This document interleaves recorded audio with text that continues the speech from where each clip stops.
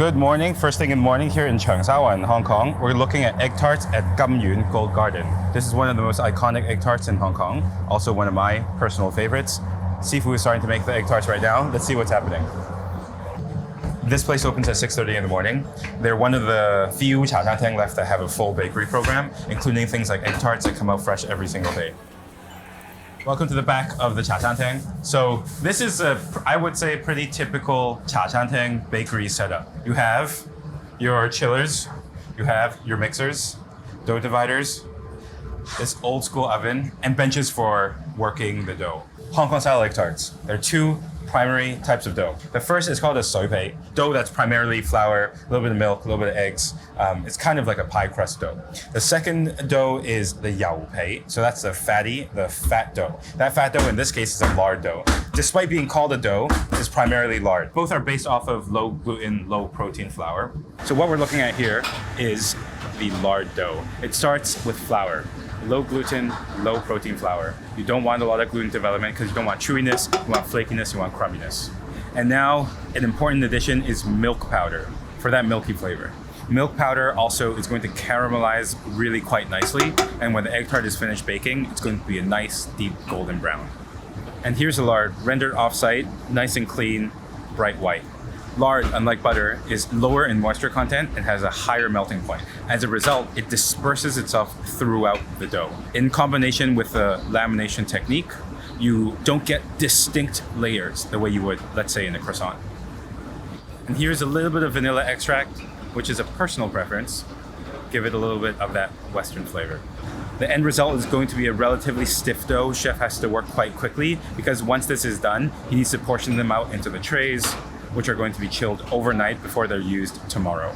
You might be familiar with lamination via viennoiserie or like pastries like croissants and so on and so forth, but lamination in Cantonese baking is a little bit different. Obviously, there's a European antecedent to some degree, but the way it's happened and the way we achieve that flakiness is significantly different. First things first is when we're looking at the dough, it's actually two types of dough. This on the top is called soy pei, which translates to water crust. On the bottom is yao pei, which translates to oil crust. What you can see that after it's been chilled, it's quite hard. After this has been made the day before, the chef is now rolling out and slowly laminating the dough. He's adding a little bit more flour. He's rolling it out just to get it into an even shape. And then he's going to book fold it. So the right and the left meet in the middle, and the whole book is closed. He's rolling it out one more time. He's going to do the book fold 3 times. 1, 2. That comes over the top. So that's 1 simple fold and 3 book folds. That's 128 layers. Whenever people talk about pastry on the internet, they like talking about how many layers blah, blah, blah, blah thing is.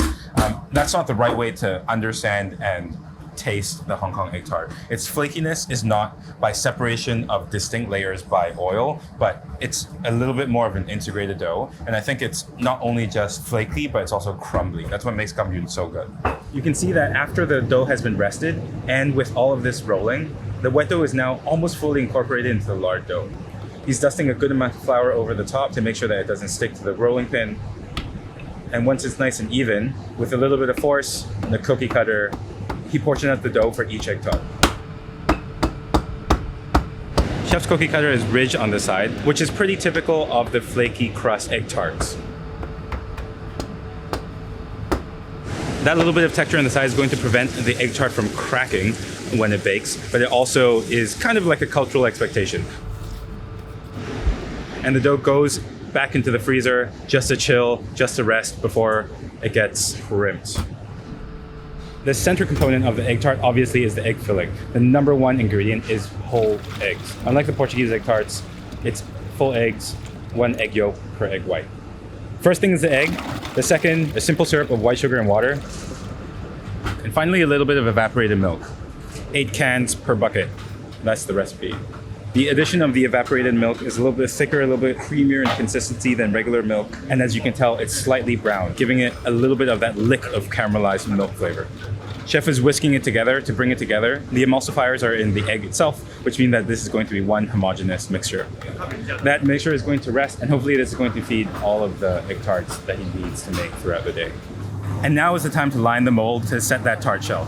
These stainless steel molds have been used for a really long time. So the first step is chef uses a bit of extra dough just to clean them out from the last bake, and places that pretty thick tart shell into the center of the mold. Using his thumbs, moving clockwise, he presses out the air from the bottom of the mold, leaving a little bit of a higher wall that reaches over the top of the side. The shape of the tart shell is pretty important for the final texture of the egg tart. It needs to be thin towards the bottom, it needs to be light and fluffy, and it needs to be tall. And without this technique, the egg filling won't cook properly, and it won't be flaky, crusty, and crumbly. And the last step, the chef is going to fill the egg tarts with a little bit of that egg filling before it goes into the oven. It bakes for about 20 minutes, but it really depends on the day and the temperature of the oven. It's coming out. 點啊？出爐啦！焗咗幾耐啊？20分鐘。When it comes out, you can see that there's a little bit of a dome shape because that water vapor is pushing up, so it's like it's going to depress a little bit after it comes out. 好靚喎今日。你覺得點？日日都係咁喎。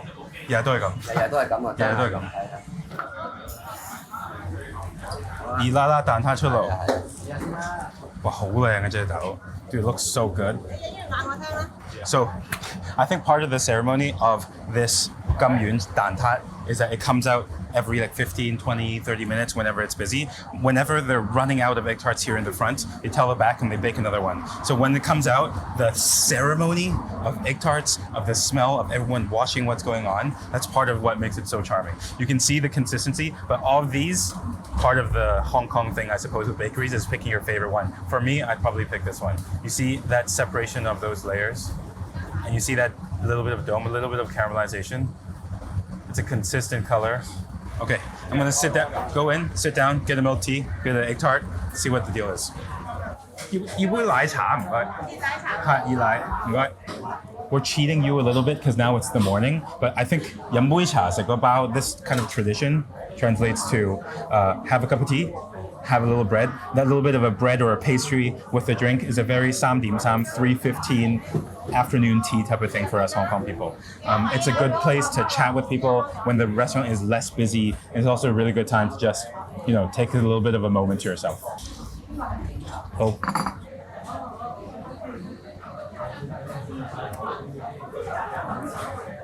Quick pastry analysis. I'm not a pastry chef. I'm just happy to be here. So sides here a little bit thick. That's where a lot of that crumb is coming. The inside, the bottom it's thinnest around the edge here. You can see the layers of the lamination, but unlike a croissant, unlike a true 100% puff pastry dough, the entire dough is a little bit more brought together. So you can tell all over the plate, all over the table already. It's just coming apart. Let's go.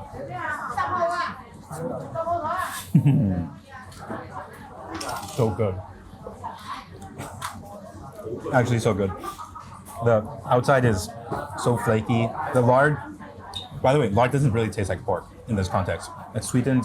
It's it powderizes. It's all over your fingers.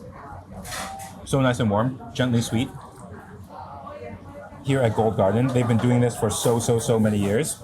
This iconic placement within the neighborhood like Cheung Wan is so residential. The fact that they're selling it out in the front and still making it in the back, the fact that it's so fresh, that's what makes Gold Garden's egg tarts so special.